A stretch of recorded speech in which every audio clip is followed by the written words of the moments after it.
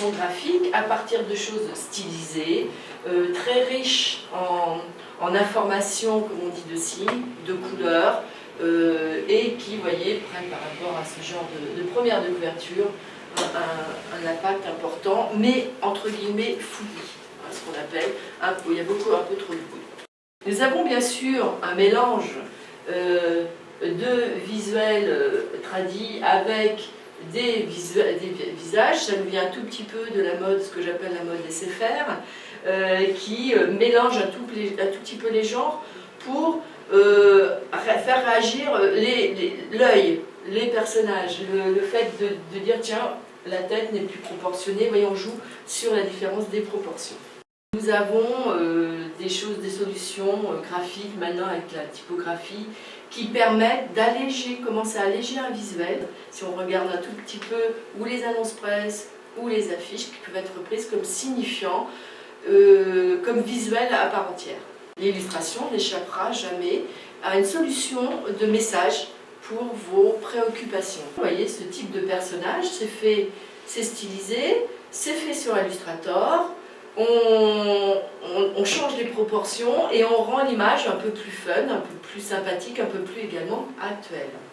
La traditionnelle illustration qui marchera toujours parce que nous sommes, la France fait partie des pays latins et la France a ce plus, on va dire, par rapport à tous les pays des États-Unis, Canada, etc. On a le dessin académique pour nous. For this moment we own for now.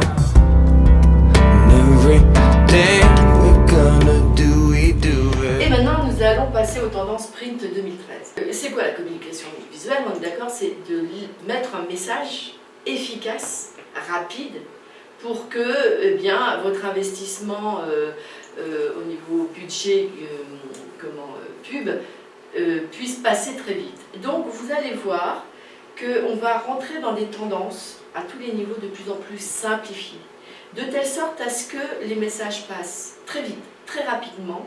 Et là, par exemple, stratégie, vous voyez l'illustration que j'ai choisie, il nous rappelle toujours une illustration de nos illustrateurs des années 50, Gruau, Savignac, deux aplats, deux couleurs, un gros serti et l'efficacité dans le dessin.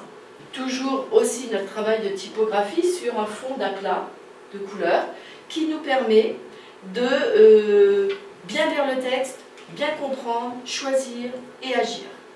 Et vous avez également ce travail de typographie qui revient, là c'est fait à la craie sur un tableau. Et c'est quelque chose qui revient en tendance, ce côté ancien revient également dans nos visuels. Concernant les tendances web et le pack pour 2013, les tendances web, c'est quoi ? Comment pouvoir amener un graphisme qui va s'adapter à l'ensemble des supports. Cette solution technique s'appelle le responsive design, c'est-à-dire c'est une approche de conception web qui permet à une interface de s'adapter à l'ensemble des différents médias que nous connaissons tous. Qu'est-ce que ça implique au niveau du graphisme? Ça veut dire qu'il va falloir créer des solutions d'interface graphique, donc c'est notre rôle de designer graphique, de savoir épurer les visuels pour que dès que nous allons bouger notre iPhone, nos tablettes, etc., tout suive. Pour conclure, le message à faire passer, l'humour, l'amour, des éléments comme ça qui rappellent que nous sommes dans une société où on a envie de communiquer, d'être rassuré. Un message encore plus efficace. Perfect darkness is all I can see.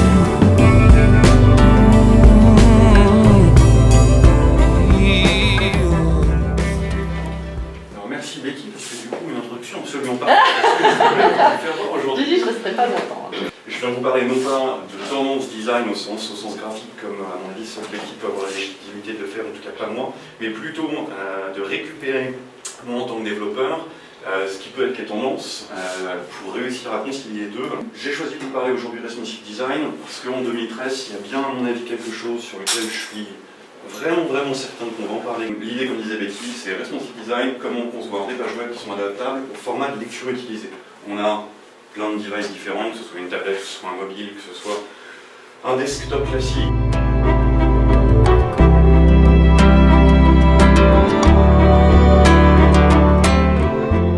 Kaeta Aronovitz, qui est la design director chez Facebook, qui nous dit qu'ils sont en train de commencer, ils viennent de commencer à penser aux mobiles d'abord et aux écrans ensuite pour un grand nombre de leurs produits. Même chose chez les gens d'Adobe, Kevin Lynch qui est leur CTO, qui nous explique lui aussi pendant l'une des dernières conférences qu'ils commencent à penser à construire le mobile en premier.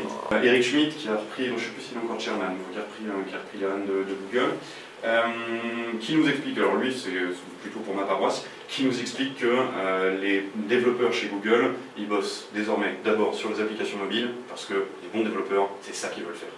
L'objectif, c'est maintenant de réussir, c'est un challenge graphique, de réussir à concevoir une seule interface qui soit auto-adaptable en fonction de tous mes devices. On va se faire quelques exemples si vous voulez bien.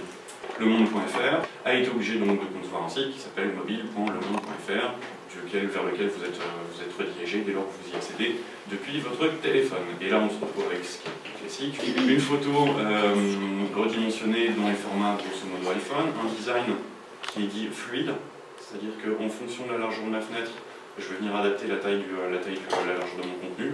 On travaille sur une largeur qui fait 100% et puis je viens prendre tout ce que je peux.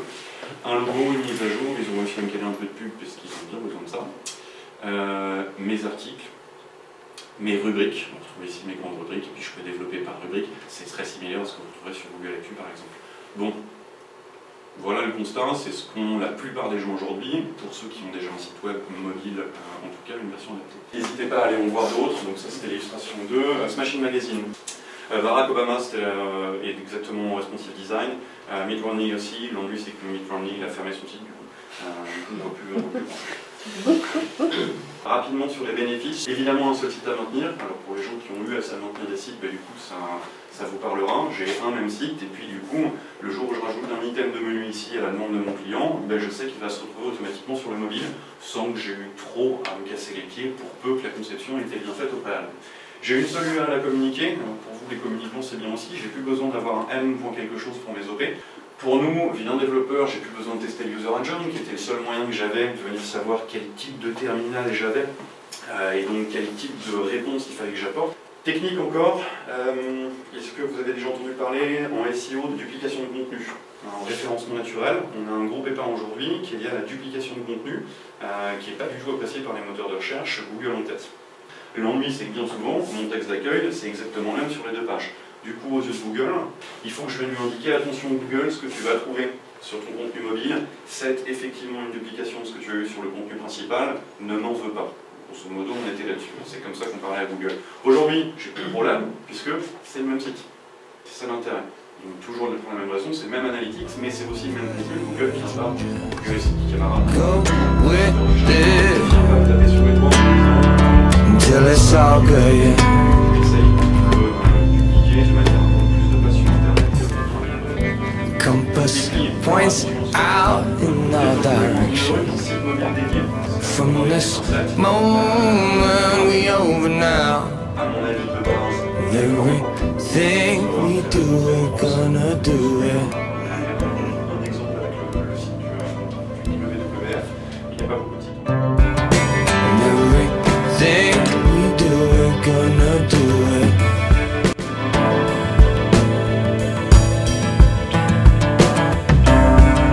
And everything